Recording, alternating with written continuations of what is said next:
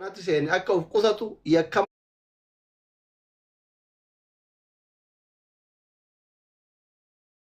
mana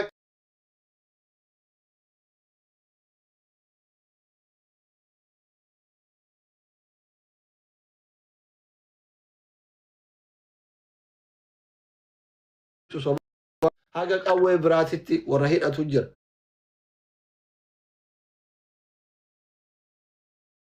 Tokko jarri sun hedduu waa'ee gandummaa fi gosummaa kana illee laqatanii garuu akkaafuu akka malee ta'etti kana ga'allee jira kana madararullee jira kaawalaati buusullee jira.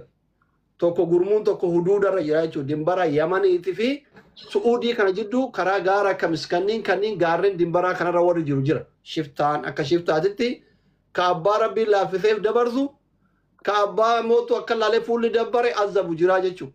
Tokko kana dimbara.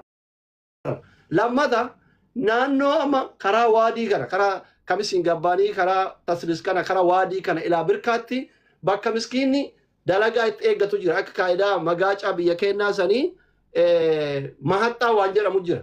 Mahaxxaa kana keessatti kanarra dhaabatee ka dalagaa dhufu achitti bu'aa ka dalagaa barbaadu achi dhaqaa durriyyeen mazra'aa keessa ciisetiniin dhokatee gizee kara deeman kun dhufu achitti qabee miskiina kana haga mobaayilaan bahutti isaa amma inumaayyuu silkima isaa irraa fuudhanii silkima isaatiin laayivii dabarsaa nama tumuu ajjeesuu dararuu eegala. Inni shiftaan lammaffaa shiftaan kuni waan shugguxii xixiqqoo fi saanjaa qaba. Warri maaxxarraa kunniin waadii dawaasir kamisirraa gadi waadii dawaasirirraa haga birkaatti warri jiru kun warra saanja fi haga shugguxii xixiqqootti qabu. Warri guyyaa rafaa oolee halkan yoo fedhe bakka miskiinni dalagatutti dhaqee akka biyyatti shiftaan nama godhu kanatti miskiina guyyaa re'ee jala deemaa oole kana irribaa kaasee ruuza bilcheessisi. Waan inni fudhate saama. Mobaayila mallaqa irraa fudhatee fattashee nyaata goosiifatee tumee biraa deema. Inni sadaffaan mootu warra mana taa'ee mukayyafa jala taa'ee bakka dalagaa isaa taa'ee warra eebaluu qabaa fida. Fakkeenyaaf amma anaaf Hamzaa yoo wallollee deeggaraa kiyya fakkaatee yookiin deeggaraa Hamzaa fakkaatee Hamzaa keenya tuqee qabii fidi aslii keenya tuqee qabii fidi yookiin arsii arrabsee warra eebaluu qabii fidi warra eebaluu arrabsee warra eebaluu qabii fidi jedhee warra iyyeetiin lafa balleessee miskiina wal tumsiisu. Gochoonni suukaneessan yakki suukaneessan kun gocha kana karaa kana sadiiniin raawwatamu. Wantoonni sadiin kun akkamitti step by stepin tarkaanfiin irratti fudhatamuu danda'ama. Fudhachuun danda'ama. Waan kanatti ibsa godhime. Ayya galatoome laal maddi furmaanni waan kanaa isin harka jira ummata keenya harka. Ummata biyya Suudii jirtanii fi ummata Oromiyaa jirtan. Ijoolleen waan kana godhan kun hedduun isaanii warra seera ala takka bosona jiru takka bakka adda addaa jiru. Gariin seera ni qaban. Gaafa isaan akkanaa godhan bakka isaan jiraatanii fi bilbiluma isaanii qofa naa ergaa. Naggurra qabsiisee buusisa. Waliigallee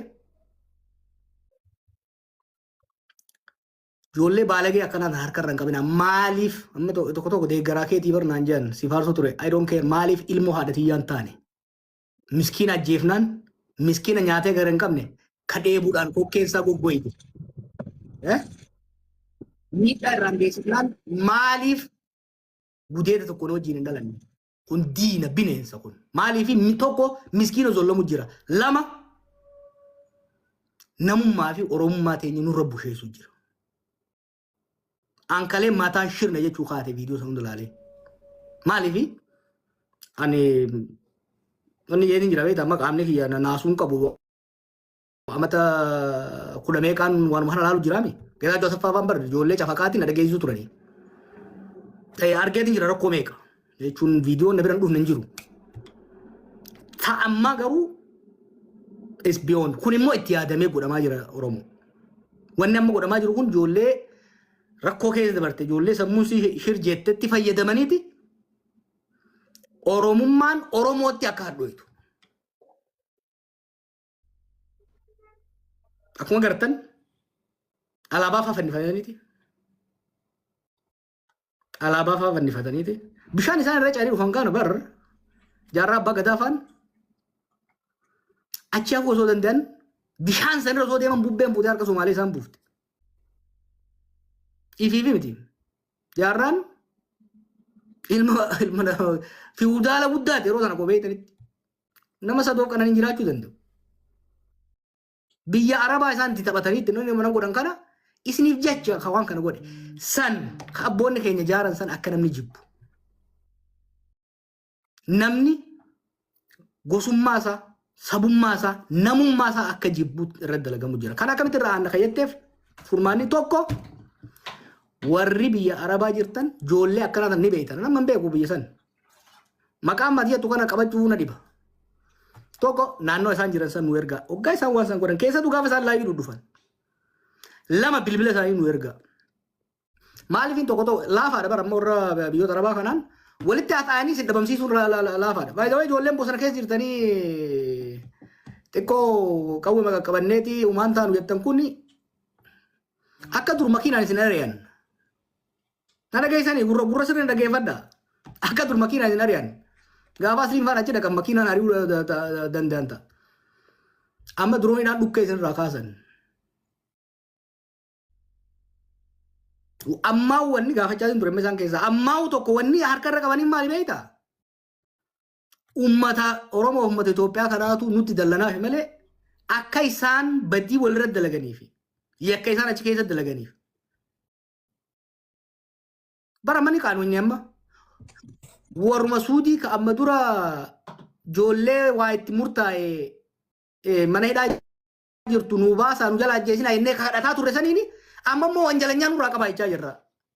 Bara waan hin taane nu dhufee jiran. Can you imagine this? Waggaa meeqonni jechaa ni turre. Yaaboo ofii godhaa fi namoota nu jalaan ajjeesinaa jechaa kadhachaa turre. Yaaboo maal jechaa ni jirra. Aboo jarri keenya kachi dhaqasuun wal ajjeesaa jira. Wanjala warra hojjetaa jira. Nu adabaa jechaa ni jirra. Barkaalee sitti himnee jarri kee diraga dalagaa. Jarri wal ajjeesaa lammii keenya ajjeesaa. Biyya teenya balleessaa jiran nu jechaa jiran. Akamta akka kanuma qaanessu eegaa rabbii jaati. Kanaaf tokko isin warri alaa jirtan biyya san jirtan bilbila isaanii bakka isaan galan qe'ee isaanii mana isaan galan ni beekan Oromooti yeesidu ni beekan namni tokko kophaa jiraachuu hin danda'u biyya tam keessattuu waliin jiraattan. Gaddaafaan akkasinitti hin dhufne. Gaafa namni fagoo tokkomee isin bira dhufan nama mana san jiru hunda guuranii deemanii beeka. Yoommoo ifirraa himtan tokko furmaata kan warri biyyaa hoo ijoollee deemtona gorfadhaa. Ijoollee deemtona gorfadhaa. Yoo isaan baditti galan gosa tiyya qe'ee tiyya dubrii kiyya ilma kiyya jeenaatiin nutti hima qaama dhimma ilaallatu wajjin adaba qabsiifnaa jechuudha. Kanumaan jaa namoonni biraa dubbatanii manguddoo fi sheekotaas argaman hin jiruuf. Okay. Galatooma ulfaadhaa ijoolleen karaa keessaa qunnamuu barbaade qeerroo jajjabee fa'aa silkii argachuu hin dandeenye.